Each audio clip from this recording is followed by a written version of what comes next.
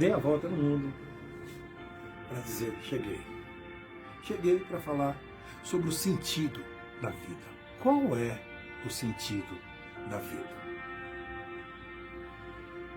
Meus queridos, seja homem, seja animal, seja qualquer ser que vive, existe um sentido, o porquê a pessoa ou qualquer ser vivo quer viver. Abre a Bíblia no Evangelho de João, capítulo 1, versículo 1 a 3. O Evangelho de João foi o último livro do Novo Testamento a ser escrito. O último, aliás. Foi escrito quando João estava de Éfeso, que hoje faz parte da Turquia. E João escreveu: no princípio era o Verbo.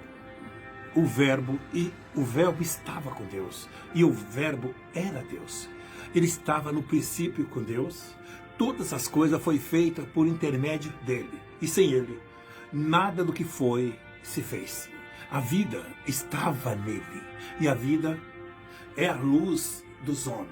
A primeira coisa que eu aprendo é que a vida é o qual vale a pena discutir, brigar. Não é para ser rico, não é para ser mais bonito, é pela vida. Nós brincamos pela vida. Se alguém está na última na UTI, você gasta tudo que você tem para manter a pessoa viva, para que ela sobreviva. A vida é a luz dos homens. Vale a pena investir na vida. Olha, João 10, verso 10, é uma declaração de Cristo. Tá? Olha como é tão importante. Às vezes a gente falamos de tantas coisas e não falamos da vida, né? Qual o investimento? Quanto a vida vale? Qual o preço de uma vida? Tem preço? João 10, 10 é uma declaração de Cristo. Ele fala: eu vim para que todos tenham vida e a tenham a abundância. É assim que está na Bíblia. Segunda que eu vou falar para vocês. Olha, existe pessoas que medem quantidade de dinheiro, quantidade de cultura, quantidade de status, classe A, B, C e D. Você fala de nível de pobreza, assim que está acima da linha, que está abaixo da linha de pobreza. Você fala de quantidade de inteligência, de QI, quantidade de emocional, inteligência emocional. Falamos de quantidade de tantas coisas. Agora, você já ouviu falar de quantidade de vida? De acordo com a palavra de vida, a vida pode ser codificada a pessoa que vive mais do que outra. No sentido de ter mais anos de vida, no ensinado ter vida de mais qualidade, pessoas que têm mais vida do que outros.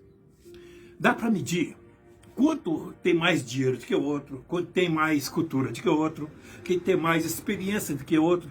Mas, segundo a Bíblia, eu também posso medir quem tem mais vida do que o outro. A vida é codificada. Primeira que eu vou dizer sobre a vida é a luz que nós temos que perseguir. A vida pode ser codificável. Tem outros que tem mais vida do que outro. E mais, Isaías 45, verso 18. Lá no Antigo Testamento, livro do profeta Isaías, capítulo 45, versos 18. Olha, fique até o final, depois vocês fazem seus comentários.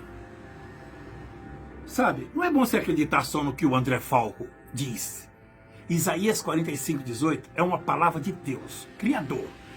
Ele fala: eu não criei a terra para que fosse um caos, mas para que fosse habitada. Essa caos em hebraico, Deus não criou a terra para ser uma coisa sem sentido, sem significado.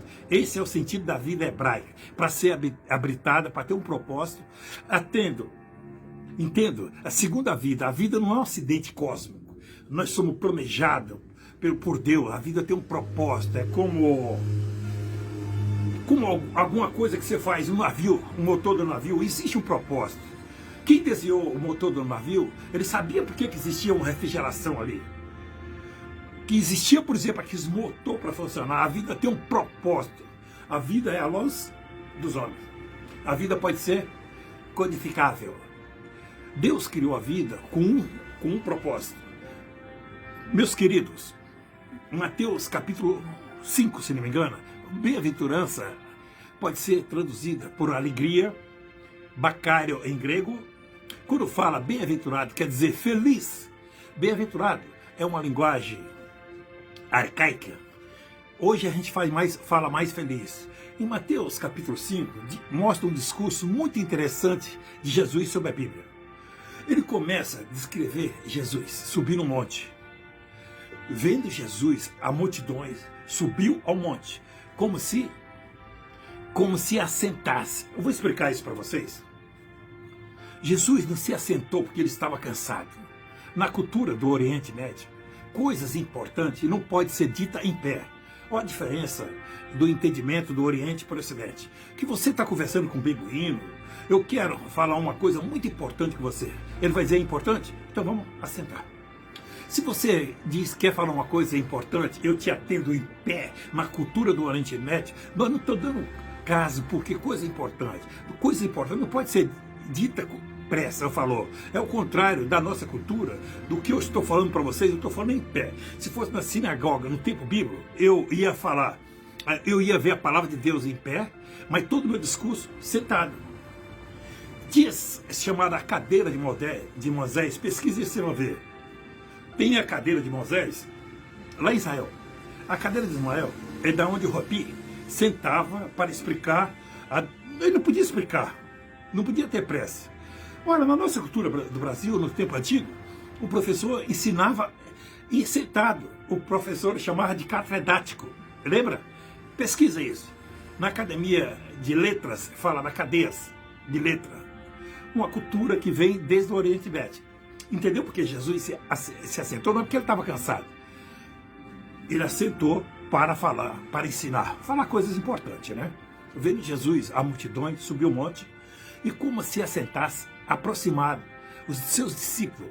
Ele passou a ensiná-los, dizendo, bem-aventurado os humildes de espírito, porque ter eles é o reino de Deus. O reino do céu, não é que se fala, né? Bem-aventurado os que choram, porque serão consolados. Bem-aventurado os mansos, porque herdarão a terra. Bem-aventurado os que têm fome e sede de justiça, porque serão fartos. Bem-aventurado os misericordiosos, porque eles alcançarão a misericórdia. Bem-aventurado os pacificadores. Peraí, deixa eu ver. Que serão chamados filhos de Deus. Bom, o término, bem-aventurados sois vós, como por minha causa injuriai e persegui, e que disse de mal toda vós. Porque grande os nossos galardões no céu. Assim perseguirão os profetas que vieram antes de vós. Agora, se eu pegar esse discurso aí de Cristo, vamos fazer uma análise um pouco crítica, ele parece um contrassenso. O que é bem-aventurado? Felizes. Feliz o que chora, o que tem fome, o que sofre, o que é perseguido. Felizes são os infelizes? Feliz ou infelizes? O que nós aprendemos aqui? A ótica de Deus sobre o propósito da vida pode não ser a ótica do mundo. Não se surpreenda se alguma coisa que o André Falco fará para vocês, mencionando, por exemplo, ateu, pode não ser bem aquilo que a vida que está na Bíblia. Primeiro que a Bíblia é que a vida é a nossa luz. Segunda coisa, que a vida pode ser quantificável. A vida, segundo a Bíblia, tem um propósito. Na ótica de Deus, a felicidade e o propósito da vida pode ser diferente do mundo. Eclesiastes, capítulo 12. Eu vou falar mais ou menos. Depois vocês veem até o 8, tá? 13 e 14. Se você ler Eclesiastes 12, a palavra que mais é repetitiva, mas em todo o livro de Eclesiastes, é a palavra vaidade. Vaidade significa aquilo que vai, que passa, uma passageira. Às vezes a pessoa fala, vaidade é pintura, essas coisas. É como o vento que você tenta segurar na mão. Ele vai passar entre os dedos. Tudo passa, ele passa entre os dedos. De tudo que você tem ouvido, teme a Deus e guarda os seus mandamentos, porque esse é o dever de todo o homem. Porque Deus há de trazer juízo a todas as obras, até que estão bem escondidas. Quer seja boa ou quer seja mal, mas tudo é vaidade. Alguém é tudo... Meu querido, vocês que praticam crime, essas coisas, isso não é passageiro, hein? Você vai entrar na lei do retorno. A lei do retorno existe.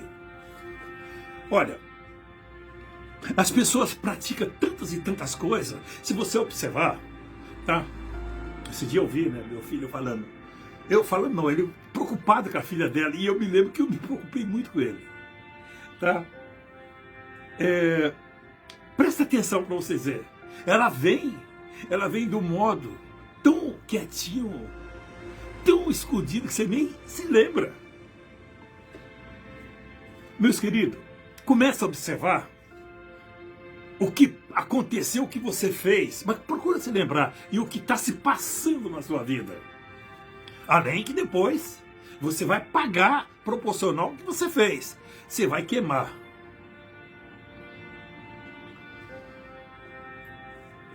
Não pratica mais crime, mais maldade. Para de roubar, para de assassinar, para de suicidar. Todos irão morrer. Se todos vão morrer, para que você suicidar? Deixa o tempo te levar.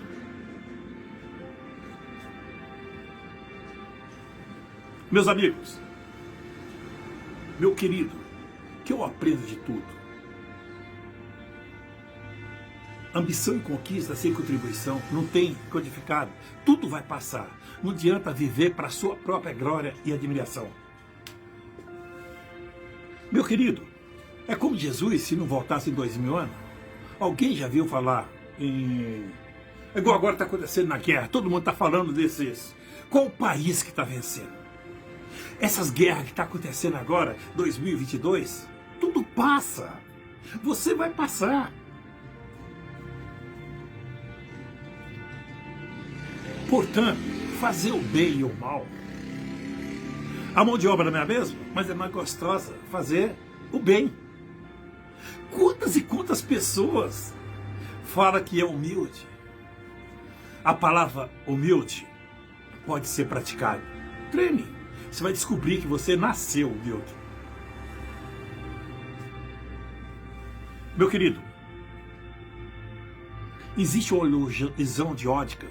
Só a ilusão de ótico, vaidade, velheti, quer dizer que aquela menina, aquela mulher que você conheceu hoje, ela está velha. Ela vai se transformar numa carteira. Não adianta você se orgulhar. Hoje eu sou bonito, eu sou culto, eu sou uma pessoa inteligente. Tudo passa na vida. Um dia passa. Qual o sentido da vida? Num material não religioso. Da área da psicologia, existe um jornal da Inglaterra, Cell Card, um material de 2003. Ele publicou uma pesquisa que foi feita no estado de Arizona. Vários alunos, aprendizes, fizeram um recolhimento, survey, mais de 500 atores do mundo. Fico com essa pergunta: qual o sentido da vida? É o que eu preciso. É o que eu quero mostrar para vocês, tá? Na ótica que nem quem tem Deus por base. Foi entrevistado tantas e tantas pessoas famosas. Eles entrevistaram, e aqueles que morreram não dá para entrevistar, só frases vivas, né? A princesa Diana, né? Entre tantos e tantos e tantos, o que se descobre? A maior parte dessas pessoas dizia que o sentido da vida é aproveitar tudo enquanto for possível. Steinhalter, que é ateu, tem vários ateus. Thomas Delphi, e a cantora que morreu, Janis Alt, que morreu aos 27, 28, morreu de overdose, sem antes cantar. Aproveite enquanto puder. A vida, aproveite que passa. Meus queridos, eu vou dar continuidade no que eu estou falando. Vocês vão me seguindo. Por isso, pare e pense. Ouça. E esse vídeo, essas palavras. Eu não vim para julgar sentimento de ninguém. Não estou aqui para isso.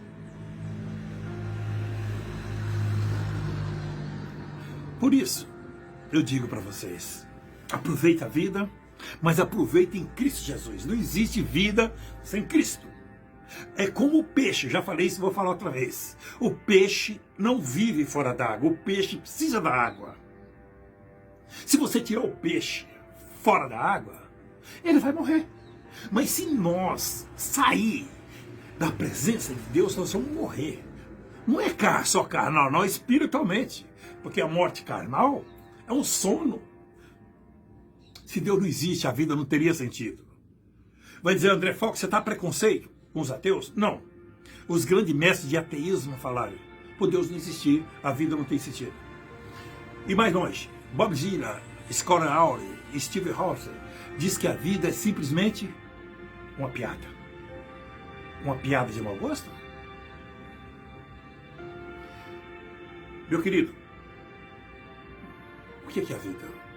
Um pouco de trabalho, um pouco de sono, um pouco de amor e tudo se acaba. Será que é só isso mesmo? Não. Quando a gente nasce para morrer, quer dizer, dormir. Não é o sinônimo de possuir.